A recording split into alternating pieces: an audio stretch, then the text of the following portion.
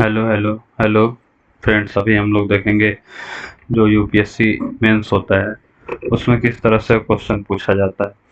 तो ये अपना अभी जीएस पेपर फर्स्ट है। इसमें जीएस का 4 पेपर होता है। जीएस का 4 पेपर 1, 2, 3, 4 और ऑप्शनल का 2 पेपर और एक एसए का पेपर होता है। एसए का 1 पेपर होता है। तो ये अपना मेंस में इस तरह से क्वेश्चंस आते हैं और इस तरह से ये पैटर्न है। तो अभी हम लोग जीएस पेपर 1 2023, ये क्या है 2019 का जो है कि जीएस पेपर 1 डिस्कस करेंगे। तो इसमें क्या पूछता है जीएस पेपर 1 में, देखते हैं 2019 के अंदर ये पूछ रहा है कि highlight the central Asian and Greco Bactrian elements in the grow Bactrian elements in the Gandhara art. मतलब ये 2019 का पेपर है। 2019 में जो ये पहला क्वेश्चन है, पहला क्वेश्चन ये जो जीएस पेपर फर्स्ट होता है, पहले आपको हम बता दें कि जीएस पेपर फर्स्ट जो होता है इसके अंदर हमसे ज्योग्राफी पूछा जाता है, आर्ट एंड कल्चर पूछा जाता है, हिस्ट्री पूछा जाता है और हिस्ट्री के बाद इंडियन सोसाइटी पूछा जाता है। इतना चीज मिला के हमसे जीएस पेपर 1 के अंदर क्वेश्चन पूछा जाता है। इंडियन सोसाइटी, हिस्ट्री नहीं, इंडियन सोसाइटी। तो इसके अंदर जो पहला क्वेश्चन है, ये पहला क्वेश्चन में हम लोग से क्या पूछ रहा है ये कि जो गंधारा आर्ट है, गंधारा आर्ट जो है उसके अंदर पूछ रहा है कि जो ये गंधारा आर्ट है इसमें सेंट्रल एशियन और ग्रेको बैक्टीरियन एलिमेंट्स क्या क्या देखने को मिलते हैं उसको हाईलाइट करें।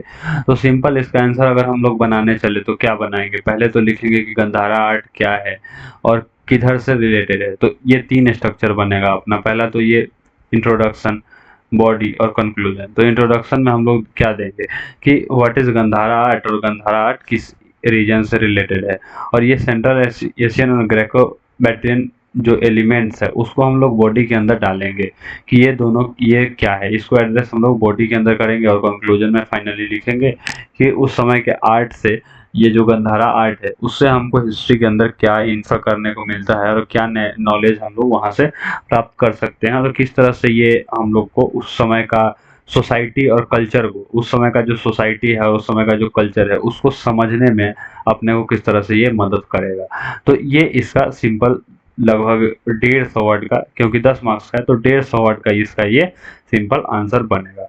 दूसरा क्या बोल रहा है कि 1857 के अपराइजिंग जो हुआ था was the culmination of recurrent big and small local rebellions that had occurred in the preceding 100 years of British rule। इल्यूसिडेट मतलब क्या बोल रहा है कि आप स्पष्ट कीजिए या फिर सुस्पष्ट कीजिए कि क्या है कि 1857 का जो विद्रोह था वो क्या था कि 100 साल से हम लोग क्या देखते हैं कि लगभग 1757 या फिर 1760 के आसपास ब्रिटिशर्स यहाँ आने लगते हैं और आने के बाद अपना जो है कि साम्राज्य स्थापित करना शुरू कर देते हैं धीरे धीरे, जो है कि वहाँ के यहाँ के रूलर्स वगैरह का मदद कर लेकर और अपना फैक्ट्री और अपना दबदबा शुरू कर देते हैं। तो ये फाइनली 1857 में क्या होता है कि पूरा ऑल इंडिया लेवल पे उनके अगेंस्ट एक 1857 का विद्रोह होता है जो हम लोग पढ़ते हैं। तो इसमें हमसे क्या पूछने का कोशिश कर रहा है कि 1857 का जो विद्रोह था वो क्या है, कल्मिनेशन है recurrent big and small local rebellions. मतलब कि जो छोटे छोटे रिवेलियंस हो रहे थे अंग्रेजों के खिलाफ सभी क्षेत्रों में, उसको मिला के क्या है कि एक बड़ा अपराइजिंग होता है 1857 का। इसको हम लोग को बताना है और उसमें ये भी बताना है कि 100 इयर्स में जो ब्रिटिश रूल है वो किस तरह से हम लोग को परेशान किया, फिर उसके बाद ये लोग क्या करते हैं 1857 का विद्रोह करते हैं। तो इसके इंट्रोडक्शन में हम लोग क्या देखें डालेंगे कि इंट्रोडक्शन में हम सबसे पहले ये डालेंगे कि 1857 का विद्रोह हम लोग क्या डालेंगे, इंट्रोडक्शन के अंदर हम लोग डालेंगे कि 1857 का रिवोल्ट क्या है, व्हाट इज 1857 रिवोल्ट, ये लिखना ज़्यादा आसान रहेगा। और उसके साथ हम लोग लिखेंगे कि ये किस तरह से एक क्या है कि उस समय के जो छोटे बड़े लोग थे, यानी कि सोसाइटी का हर पीपल जो था वो किस तरह से इसमें पार्टिसिपेट करता है। तो ये 2 लाइन का इंट्रोडक्शन देंगे। उसके बाद बॉडी के अंदर हम लोग लिखेंगे कि ये किस तरह से how it was uprising of local recurrent big and small and local rebellions और बड़ा और छोटा रेवेरियंस मिलके ये किस तरह से बनता है उसके बारे में देखेंगे कि फर्स्ट पॉइंट की रांची में क्या होता है, दूसरा पॉइंट बिहार में क्या होता है, तीसरा पॉइंट पीजेंट्स का क्या मामला था, चौथा पॉइंट एस्पॉय एस्पॉय जो भी इसे एस्पॉय म्यूटिनी बोला जाता है तो वो उनका क्या रोल था, वो किस तरह से परेशान थे, जो फार्मर था वो किस तरह से परेशान था, तो ये सब डालेंगे। और फाइनली हम लोग कंक्लूजन में क्या लिखेंगे, कंक्लूजन में ये लिखेंगे कि ये 1857 का जो विद्रोह था वो किस तरह से एक नया दशा और दिशा देता है। It has given a new direction to the Indian polity और इंडियन सोसाइटी। तो ये इंडियन सोसाइटी को किस तरह से एक नया दिशा और दशा देते हैं और यहाँ से किस तरह से एक चेंज देखने को मिलता है। इसी इसी बात को लिखते हुए हम लोग क्या करेंगे, इस क्वेश्चन को कंक्लूड करेंगे, क्योंकि इसको बहुत ही कंसाइज रखना होगा, क्योंकि ये बस ज़्यादा नहीं, ये 150 मतलब 10 नंबर का क्वेश्चन है, दैट इज हम लोग को 150 वर्ड में आंसर देना होता है। उसके बाद तीसरा क्वेश्चन अपने से क्या पूछता है तीसरा क्वेश्चन ये पूछता है कि examine the linkage between 19th centuries Indian renaissance and emergence of national identity. मतलब कि जो 19th सेंचुरी का रेनेसांस था, इंडियन रेनेसांस था, और उसके बाद जो ये है इमर्जेंस ऑफ नेशनल आइडेंटिटी, और नेशनल आइडेंटिटी जो अपना इमर्ज हुआ उसके बीच में क्या करना है, लिंकेज करना है। 19वीं शताब्दी के भारतीय पुनर्जागरण और राष्ट्रीय पहचान के उद्भव में मध्य संलग्नताओं का परीक्षण करें। तो इसमें हम लोग क्या करेंगे कि सबसे पहले बताएंगे कि 19th सेंचुरी का जो ये था इंडियन रेनेसांस था, मतलब भारतीय पुनर्जागरण का विचार था, वो किस तरह से था, और उसके बाद जो अपना नेशनल आइडेंटिटी इमर्ज हुआ वो क्या है, और साथ में बॉडी के अंदर लिखेंगे कि उस दोनों के बीच में क्या डिफरेंस देखने को मिलता है, और साथ में कंक्लूजन के अंदर लिखेंगे कि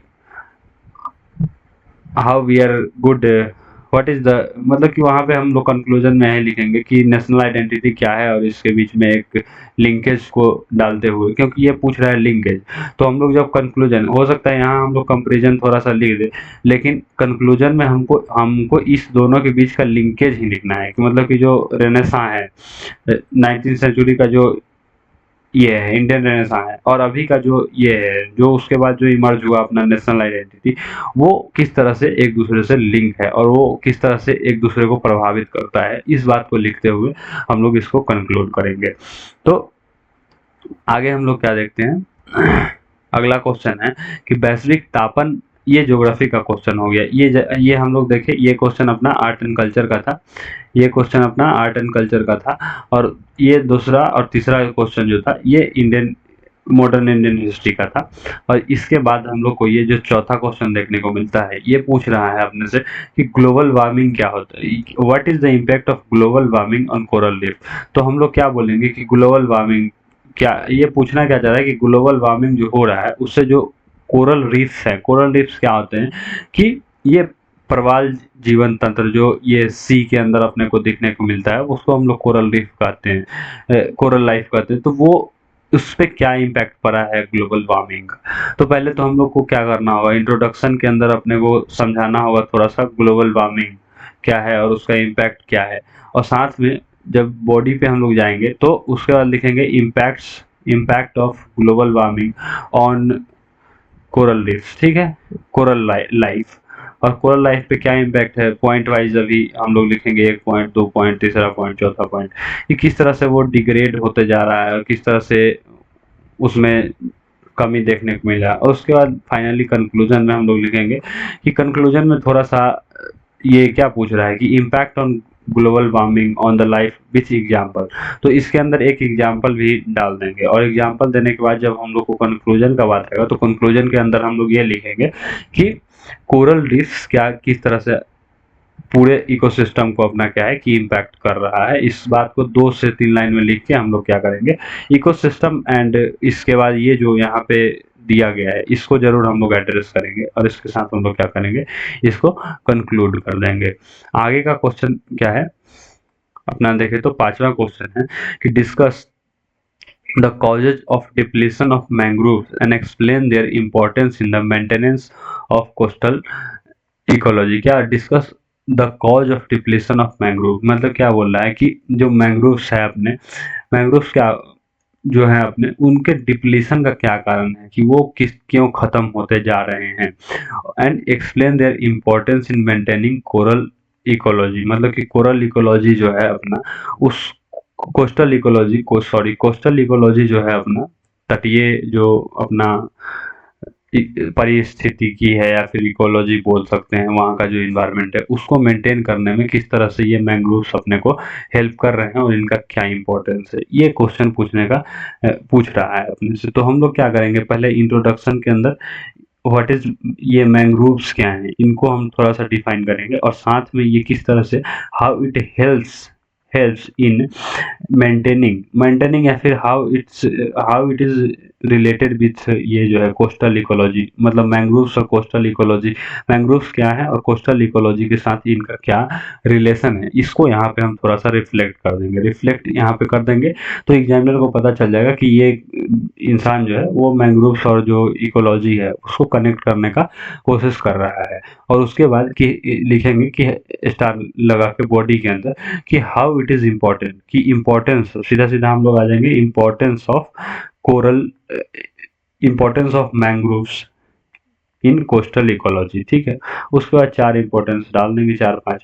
उसके बाद हम लोग इसके कॉज ऑफ डिप्लीशन की हाउ, उसके बाद एक और लगाएंगे, फिर लिखेंगे कि causes of depletion of mangroves, causes of depletion of mangroves. तो इसमें दो तीन चार कॉज दे देंगे, और उसके बाद लास्टली हम लोग कंक्लूजन के अंदर लिखेंगे कि हाउ इट इज इम्पोर्टेंट, मतलब कि यह किस तरह से अपने लिए इम्पोर्टेंट है, कि it is important for our coastal ecology and coastal ecosystem, so we need to focus on the improvement of, या फिर जो मैंग्रोव्स है इनको बचाने और इनको इम्प्रूव करने के लिए हमें क्या करना चाहिए, काम करना चाहिए। क्योंकि हम लोग यहाँ पे क्वेश्चन का जो आंसर है उसको हम लोग पॉजिटिव नोट पे बंद करेंगे, पॉजिटिव नोट पे बंद करेंगे तो वो ज़्यादा बेटर रहेगा। यहाँ पे हम लोग क्या देख रहे हैं कि इसको एक मैंग्रोव्स और जो वहाँ का कोस्टल इकोलॉजी है उसके बीच के रिलेशनशिप के साथ शुरू करते हैं, इसके इम्पोर्टेंस को बताते हैं, इसके डिप्लीशन के कारण क्या क्या है उनको बताते हैं, और फिर कंक्लूजन को एक हम लोग पॉजिटिव नोट पे बंद करते हैं। तो ये क्या है, एग्जामिनर के दिमाग में एक अच्छा सा इमेज प्रिंट करके देगा। तो आगे हम लोग क्या देखते हैं, छठा क्वेश्चन क्या था, can the strategy of release regional resource based manufacturing helps in promoting employment in India. तो ये ज्योग्राफी का क्वेश्चन था, ये भी ज्योग्राफी का क्वेश्चन है। क्या पूछ रहा है कि क्या प्रादेशिक संसाधन आधारित, मतलब can strategy of regional resource based manufacturing, मतलब कि अगर हम लोग देखें तो झारखंड के अंदर क्या देखने को मिलता है, झारखंड के अंदर अगर हम लोग को देखने को मिलता है कि यहाँ पे आयरन ज़्यादा है, या फिर कॉपर ज़्यादा है, तो ये यहाँ का रीजनल रिसोर्स है। तो यहीं पे हम इससे क्या करेंगे, मैन्युफैक्चरिंग करेंगे और फिर उसको प्रमोट करेंगे। तो क्या बोल रहा है, can strategy of regional resource based manufacturing. पहला तो कि रीजनल रिसोर्स बेस्ड मैन्युफैक्चरिंग क्या है, इसको हम लोग थोड़ा सा बताएंगे कि रीजनल रिसोर्स बेस्ड मैन्युफैक्चरिंग क्या हो सकता है, क्या होता है, तो वो हम लोग समझाएंगे। और उसके बाद बताएंगे कि क्या बोला है, कैन दिस स्ट्रेटजी, जो रीजनल रिसोर्स बेस्ड स्ट्रेटजी में रिसोर्स बेस्ड मैन्युफैक्चरिंग का स्ट्रेटजी है अपना, कि वहीं उसी रीजन में उससे मैन्युफैक्चरिंग करेंगे, तो ये जो स्ट्रेटजी है वो किस तरह से अपने को एम्प्लॉयमेंट को कम, और फिर इसके बाद हम लोग इसको एम्प्लॉयमेंट के साथ बॉडी के अंदर क्या करेंगे कि एम्प्लॉयमेंट से कोरिलेट करने का कोशिश करेंगे। तो इसके लिए हमें बीच में इंडस्ट्रीज वगैरह लाना होगा थोड़ा सा। तो ये सब दो चार 10 पॉइंट अच्छा सा बना के इसको क्या करेंगे, एक दूसरे के साथ कोरिलेट करने का कोशिश करेंगे, और फाइनली कंक्लूजन को एक पॉजिटिव नोट पर छोड़ेंगे। कंक्लूजन के अंदर हम लोग लिखेंगे कि regional resource based manufacturing is very important for country like India because there is a more unemployment and all this। तो अनएम्प्लॉयमेंट यानी कि एम्प्लॉयमेंट और जो इसको है इसको को रिलेट करते हुए और इसका जो बेनिफिट है उसको बताते हुए, बेनिफिट को रिफ्लेक्ट करते हुए हम लोग क्या करेंगे कि इस क्वेश्चन को बंद करेंगे। तो ये अपना अच्छा सा ये हो जाएगा। तो जब भी हम लोग एग्जाम में जाएंगे तो सबसे पहले क्या करेंगे कि उसको अपने दिमाग में थोड़ा सा फ्रेम करेंगे कि इस क्वेश्चन में आखिर हमको लिखना क्या है। जब एक बार फ्रेम हो जाएगा तो अगर हम एक क्वेश्चन को लिखने के लिए अपने पास 10 मिनट का टाइम है या फिर 9 मिनट का ही टाइम, तो 9 मिनट में अगर हम लोग 1 मिनट में फ्रेम कर लेते हैं कि हाँ इसके बॉडी में ये, कंक्लूजन में ये, और इस तरह से लिखेंगे, तो ये जो आगे का 9 मिनट है वो हो सकता है कि 7 मिनट में ही अपना लिखा हुआ कंप्लीट हो जाए, टाइम भी बच सकता है। तो इसके लिए हम लोग को क्या करना होगा, पहले दिमाग में रिफ्रेम करना होगा। उसके बाद क्या बोलता है, discuss the factors of localization of agro based food processing industries in north west India. जो नॉर्थ वेस्ट इंडिया है अपना, उसके अंदर क्या बोल रहा है कि उत्तर पश्चिमी भारत के अंदर कृषि आधारित खाद्य प्रक्रम उद्योगों को स्थानीयकरण, मतलब क्या हो, discuss the factor of localization of agro based food processing industry. Agro based food processing industry क्या होता है, ये सबसे पहले अपने को बताना होगा कि what is agro based food industry. तो पहले तो ये इंट्रो के अंदर 2 लाइन में डिफाइन करना होगा कि what is agro based food industry. तो एग्रो बेस्ड फूड इंडस्ट्री अगर हम लोग सोचने का कोशिश करें, तो अगर हमारे एरिया में यहाँ पे मक्का होता है तो मक्का से क्या बन सकता है, मक्का से क्या पॉपकॉर्न बन सकता है, तो पॉपकॉर्न बन सकता है। तो वो मक्का क्या है, यहाँ का फसल है, लेकिन ये जो पॉपकॉर्न है वो एग्रो बेस्ड फूड, जो बोल रहे हैं हम लोग, एग्रो बेस्ड फूड प्रोसेसिंग हो सकता है। फूड को प्रोसेस करके, इस एग्रीकल्चर के आधारित से फूड को प्रोसेस करके एक प्रोडक्ट बना रहे हैं, एक तो एक क्या है, बीच में यहाँ पे एक इंडस्ट्री लग सकता है, तो ये होता है। तो पहले हम लोग कंक्लूजन के अंदर, इंट्रोडक्शन के अंदर एग्रो बेस्ड फूड को बताएंगे, फिर उसके बाद बेनिफिट्स ऑफ, इसका बेनिफिट्स बताएंगे कि बेनिफिट्स ऑफ एग्रो बेस्ड, बताएंगे कि एग्रो बेस्ड जो अपना फूड प्रोसेसिंग इंडस्ट्री है उसका बेनिफिट क्या हो सकता है। तो वहाँ पे क्या, सबसे पहले तो लोकल एम्प्लॉयमेंट जनरेशन, ठीक है। दूसरा क्या है कि इकोनॉमिक बेनिफिट है कि अर्थव्यवस्था बढ़ेगा वगैरह, तो ये सब देंगे। और साथ में लास्टली हम लोग क्या करेंगे कि कंक्लूजन लिखेंगे। कंक्लूजन में हम लोग क्या देंगे कि एज इंडिया इज क्या बोले, as India is agriculture based country, agricultural country, तो एग्रीकल्चरल कंट्री है इंडिया, तो इसके कारण हम लोग को क्या करना चाहिए कि आइडेंटिफाई करना चाहिए कि किस रीजन में कौन सा फूड ज़्यादा हो रहा है, और उसको प्रोसेस करके और फिर उसके बाद उस पे आधारित इंडस्ट्री बना के हम लोग क्या कर सकते हैं कि we can growth our economy easily. तो इस तरह से अपने को बात बनाना होगा और फिर जाके क्या होगा कि अपना सही आंसर बन पाएगा। तो अगला हम लोग देखते हैं 8वां क्वेश्चन। 8वां क्वेश्चन क्या बोलता है, what makes the Indian society unique in sustaining its culture, discuss. मतलब कि जो अब ये सोसाइटी, इंडियन सोसाइटी का क्वेश्चन आ गया, जैसे हम लोग बोलते हैं सोसाइटी, तो जीएस पेपर 1 में क्या होता है कि ज्योग्राफी क्या है कि मोर ओवर यहाँ से हम लोग थोड़ा सा स्कोर कर सकते हैं। और जहाँ तक बात रहा हिस्ट्री, तो हिस्ट्री में भी स्कोरिंग है, बट आर्ट एंड कल्चर थोड़ा फंसता है, तो इस सब में थोड़ा हो सकता है कि तो हम लोग कम बेसी कर सके स्कोर। लेकिन जो इंडियन सोसाइटी वाला पार्ट है, इसके अंदर हम लोग बहुत ज़्यादा स्कोर कर सकते हैं, क्योंकि यहाँ पे हमारे पास वेगनेस है, हम लोग के पास ऐसा नहीं है कि हम नहीं जान रहे। यहाँ पे क्या है बात की, या तो आपको पता है या फिर नहीं पता है, नहीं पता है तो बस बात खत्म है, या तो पता है या फिर नहीं पता है, ठीक है। लेकिन इधर क्या है कि पता नहीं भी है तो भी हम क्या कर सकते हैं, आंसर लिख सकते हैं। कुछ तो बीट अराउंड द बुश, मतलब कि कुछ तो उसके आसपास का बात लिख करके अपना क्या कर सकते हैं, दिमाग लगा सकते हैं। अब ऐसा हमसे पूछ रहा है महिला सशक्तिकरण, तो जरूरत थोड़ी ना कि हमको कुछ नहीं पता होगा महिला सशक्तिकरण, ऐसा थोड़ी ना यहाँ पे हम बोल देंगे कि नहीं भैया अपने को तो महिला सशक्तिकरण के बारे में कुछ नहीं पता है। कुछ तो पता होगा, कुछ तो हम लिख पाएंगे महिला सशक्तिकरण के बारे में। तो ये हम लोग को क्या करता है, इंडियन सोसाइटी एक स्कोरिंग पेपर हो जाता है और हम लोग यहाँ से आसानी से स्कोर कर सकते हैं। और इंडियन सोसाइटी के लिए रिसोर्स भी अच्छा अवेलेबल होता है।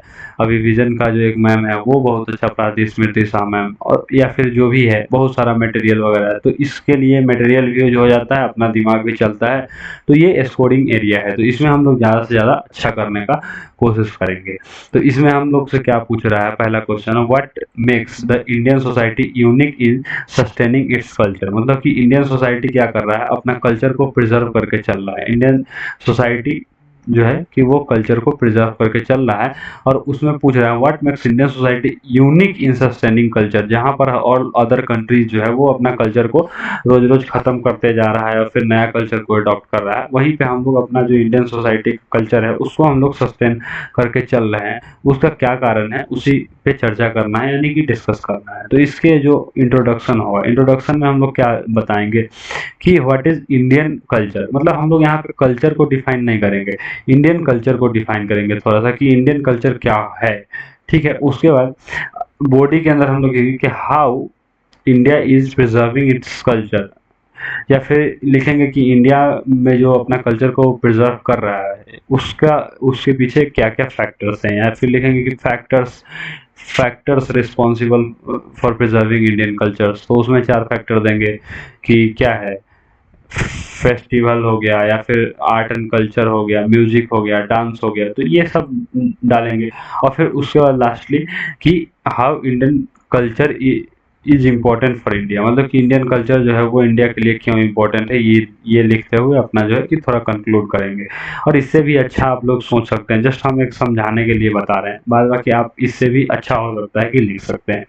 आगे क्या बोल रहा है 9वां क्वेश्चन कि empowering women in the key to control pollution population growth discuss, मतलब क्या बोल रहा है कि महिला सशक्तिकरण जनसंख्या समृद्धि के नियंत्रण करने की कुंजी है, चर्चा कीजिए। एक स्टेटमेंट दे रहा है कि अगर हम लोग क्या कर सकते हैं करते हैं वुमेन वुमेन एम्पावरमेंट करते हैं, तो वुमेन एम्पावरमेंट करने से ये बोल रहा है कि अपना क्या हो सकता है कि पॉपुलेशन कंट्रोल हो सकता है, जनसंख्या वृद्धि पर नियंत्रण लग सकता है। तो इसको डिस्कस करें, इसको बताएं। तो बस इसमें क्या है, इंट्रोडक्शन में हम लोग क्या देंगे, इंट्रो में हम लोग डालेंगे कि वुमेन एम्पावरमेंट क्या होता है, इतना तो लिख सकते हो व्हाट इज वुमेन एम्पावरमेंट, और वुमेन एम्पावरमेंट का थोड़ा हेल्थ से रिलेट करके कुछ लिख देंगे, या फिर वुमेन एम्पावरमेंट को ही सिर्फ अगर करते हैं डिफाइन तो वो भी चलेगा, क्योंकि 10 मार्क्स का क्वेश्चन है, ज़्यादा वर्ड हमको खाना नहीं है, तो इसमें वुमेन एम्पावरमेंट करेंगे।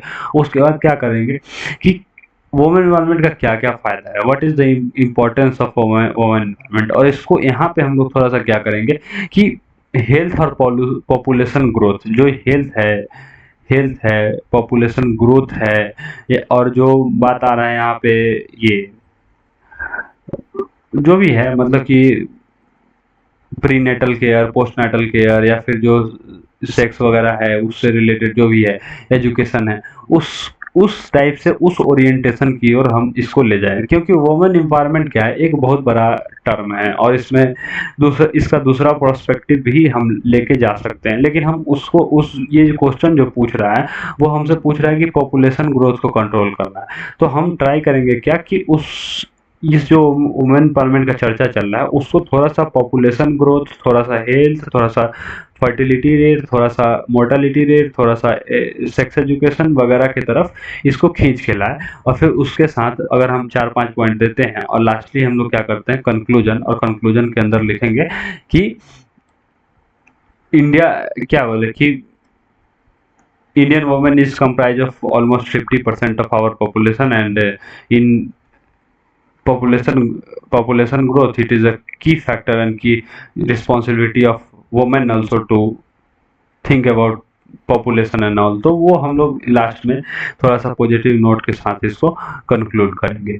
आगे हम लोग से क्या पूछता है अगला क्वेश्चन कि धर्मनिरपेक्षता क्या बोल रहा है कि what are the challenges to our cultural practices, मतलब क्या what are the cultural to our what are challenges to our cultural practices in the name of secularism. हम लोग क्या बात कर रहे हैं, सेकुलरिज्म का बात कर रहे हैं। सेकुलरिज्म क्या होता है वो, ठीक है। उसके बाद ये क्वेश्चन क्या पूछना चाह रहा है कि पहले तो सेकुलरिज्म जो है वो किस तरह से अपना कल्चरल प्रैक्टिसेस में चैलेंज बन के खड़ा होता है। तो इसके लिए हम लोग को इंट्रोडक्शन के अंदर सबसे पहले बताना होगा कि व्हाट इज सेकुलरिज्म, सेकुलरिज्म क्या है, और यहाँ पे सेकुलरिज्म में भी इंडियन सेकुलरिज्म का थोड़ा सा डिफाइन करना होगा, और खास करके इंडियन वर्ड को डालना होगा, क्योंकि ये आवर यहाँ अपने का बात कर रहा है कि भारत के अंदर का बात हो रहा है। तो इंडियन सेकुलरिज्म को डिफाइन करना होगा, और फिर उसके बाद लिखना होगा कि secularism as a challenge for cultural practices, ठीक है। कल्चरल प्रैक्टिसेस इसके अंदर पहला पॉइंट देखेंगे, दूसरा पॉइंट देखेंगे, तीसरा पॉइंट डालेंगे। पहला पॉइंट कुछ भी डाल सकते हैं, आपके ऊपर है, आपका मर्जी, आप ये भी डाल सकते हैं कि जो अपना कल्चर है वो सेकुलरिज्म के नाम पे हम लोग अपना जो प्रैक्टिस है जैसे कि पूजा वगैरह ये जो भी है उस पे हम लोग थोड़ा कम फोकस करते हैं। ये आपका अपना अपना हर इंसान का अपना अपना पर्सपेक्टिव यहाँ पे हो सकता है। आगे हम लोग क्या करेंगे, कंक्लूजन पे डालेंगे। कंक्लूजन में कभी भी निगेटिव नहीं डालेंगे, क्योंकि यहाँ पे क्या होता है हमेशा अपने दिमाग में चल रहा होता है कि सेकुलरिज्म क्या है वो गलत है। कि हमारे दिमाग में, क्योंकि हम इस तरह के सोसाइटी में जी रहे हैं, secularism is a good thing अगर हम लोग यूपीएससी के प्रोस्पेक्टिव से देखें।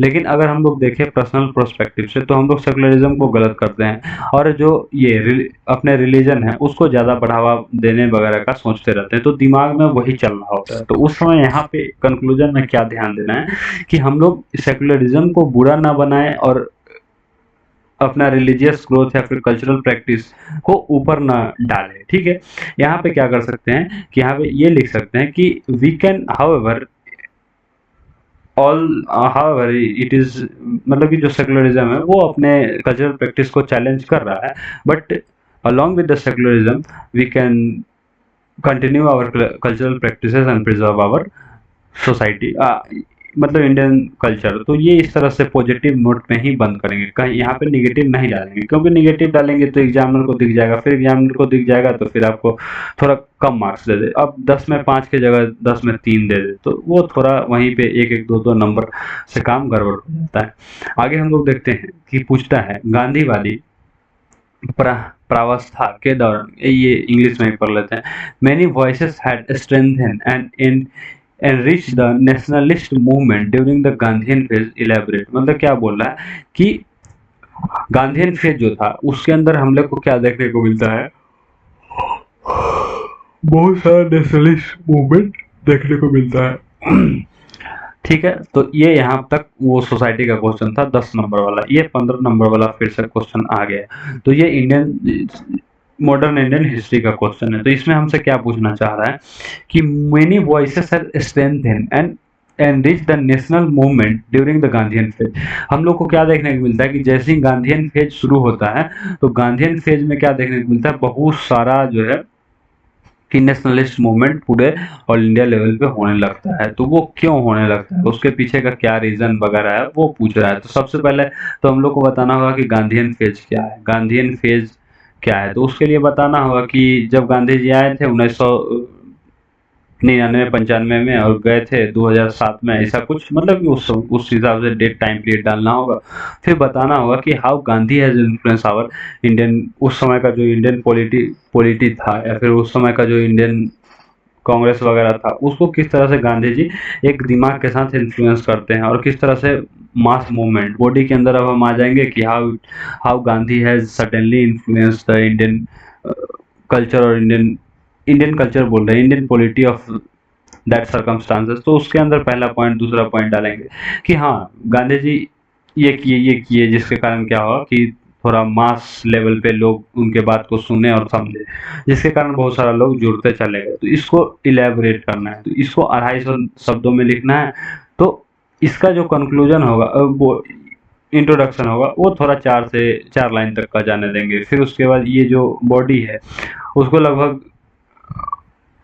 आधा पन्ना पे ये जाने देंगे, लगभग एक पेज पे आधा पेज इधर वाला और आधा पेज इधर वाला पे ये जाने देंगे, और फिर उसके मतलब कि या फिर 1.5 पेज पे ये बॉडी वाला जो सिस्टम है इसको जाने देंगे, और लास्ट में जो है ये कंक्लूड करेंगे कि how Gandhi has influence the society, मतलब सोसाइटी को किस तरह से गांधी इन्फ्लुएंस करते हैं और किस तरह से उस समय आंदोलन को थोड़ा सुदृढ़ बनाते हैं, ये डालेंगे।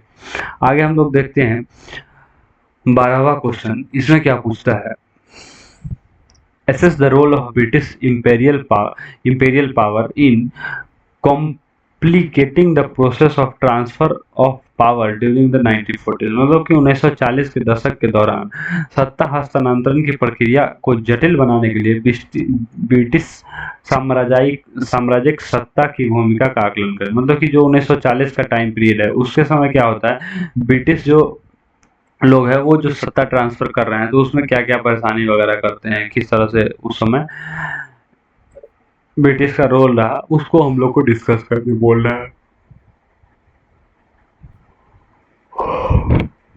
तो ये थोड़ा सा पैरा टाइप जाएगा क्योंकि इसमें उतना पॉइंट वगैरह मिलेगा नहीं। तो आगे हम लोग क्या देखते हैं कि 13 नंबर एक्सप्लेन हाउ द, तो इस तरह का जो क्वेश्चन है हो सकता है कि यहाँ पे आपका 15 में से 5 ही आया या फिर 4 ही हैं, क्योंकि यहाँ पे हम लोग हो सकता है थोड़ा सा वीक पड़ जाए कि पता ही नहीं चल रहा है किधर से इंट्रो ले, किधर से बॉडी बनाए, किधर को कंक्लूड करे, तो वो बात हो जाता है कि उसके बाद क्या देखते हैं, स्पष्ट कीजिए, मतलब explain how the foundation of modern world were led in American and French revolutions. मतलब ये वर्ल्ड हिस्ट्री से क्वेश्चन पूछ रहा है। उसमें क्या पूछ रहा है, explain the foundation of modern world war, मतलब कि जो मॉडर्न वर्ल्ड है,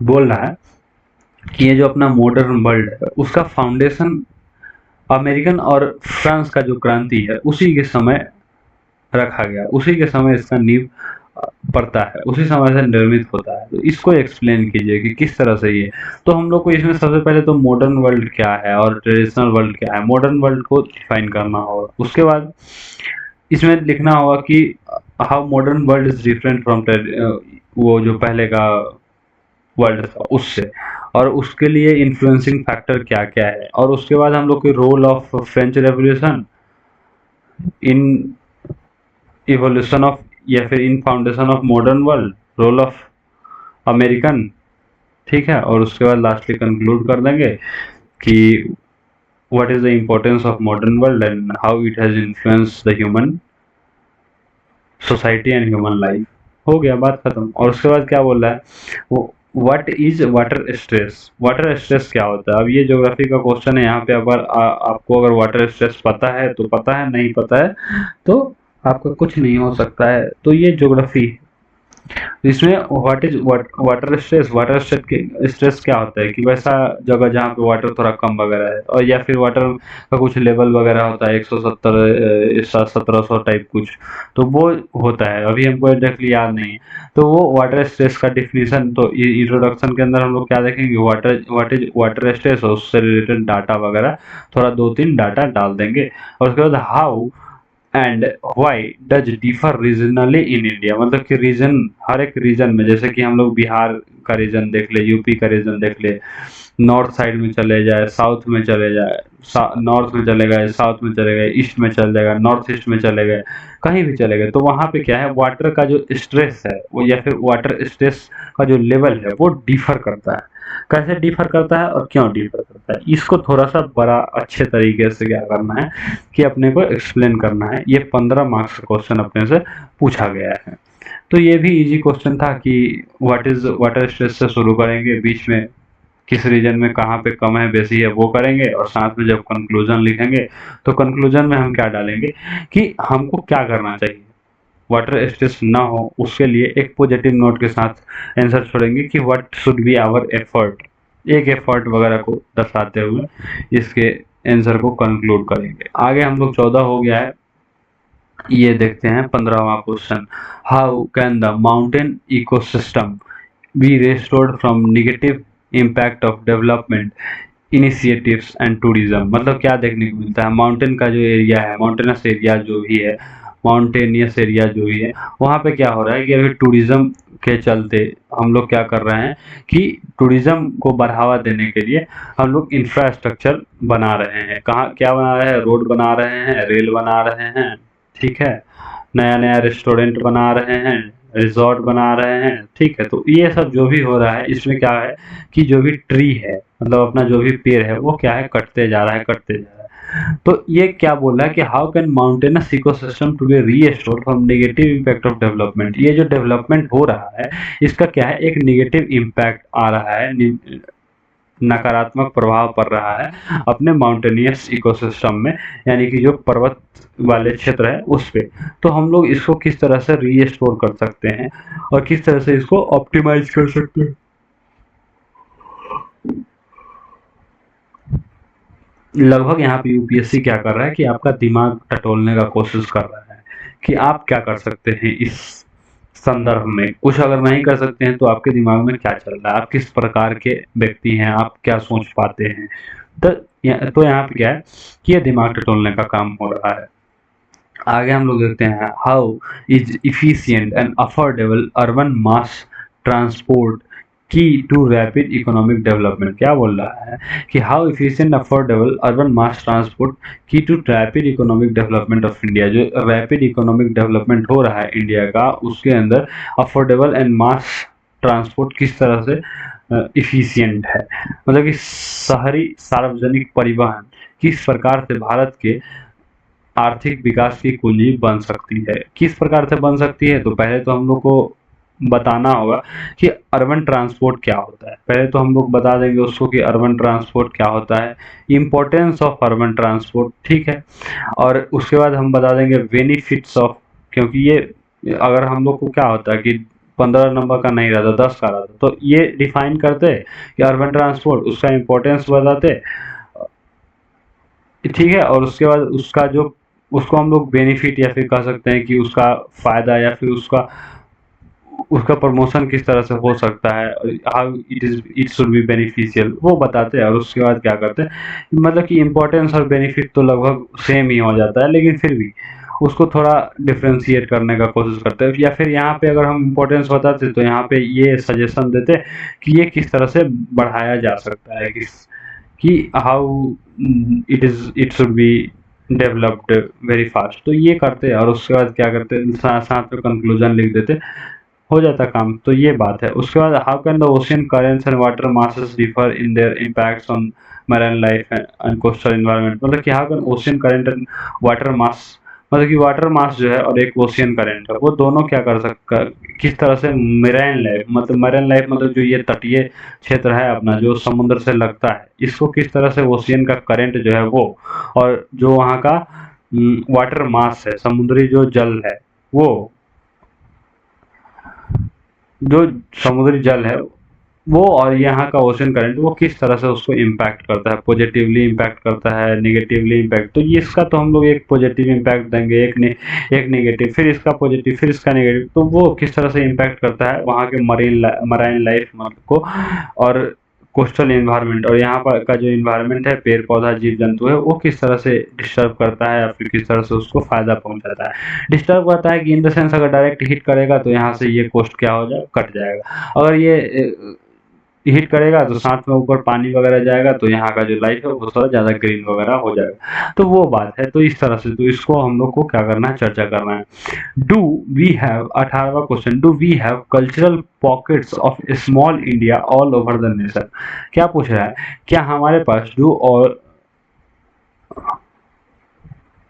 do we have cultural pockets of small India all over the nation, elaborate with the example. क्या हमारे राष्ट्र के सर्वत्र लघु भारत का सांस्कृतिक क्षेत्र है, मतलब कि हम लोग का क्या है कि छोटा छोटा सांस्कृतिक क्षेत्र देखने को मिलता है, और नेशन तो बहुत बड़ा है। तो ये बात पूछ रहा है, इसको एग्जाम्पल के साथ एक्सप्लेन करना है।